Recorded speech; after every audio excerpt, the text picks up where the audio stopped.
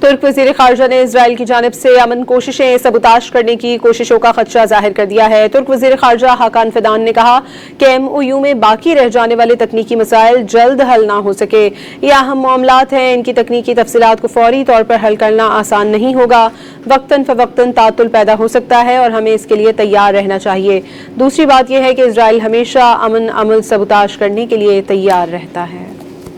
ترک وزیر خارجہ نے اسرائیل کی جانب سے امن کوششیں سبوتاش کرنے کی کوششوں کا خدشہ ظاہر کر دیا ہے۔ ترک وزیر خارجہ حاکان فیدان نے کہا کہ MOU میں باقی رہ جانے والے تکنیکی مسائل جلد حل نہ ہو سکے۔ یہ اہم معاملات ہیں، ان کی تکنیکی تفصیلات کو فوری طور پر حل کرنا آسان نہیں ہوگا، وقتاً فوقتاً تعطل پیدا ہو سکتا ہے اور ہمیں اس کے لیے تیار رہنا چاہیے۔ دوسری بات یہ ہے کہ اسرائیل ہمیشہ امن عمل سبوتاش کرنے کے لیے تیار رہتا ہے۔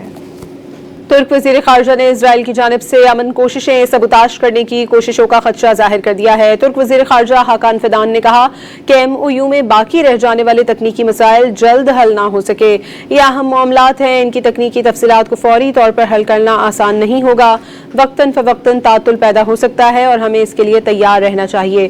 دوسری بات یہ ہے کہ اسرائیل ہمیشہ امن عمل سبوتاش کرنے کے لیے تیار رہتا ہے۔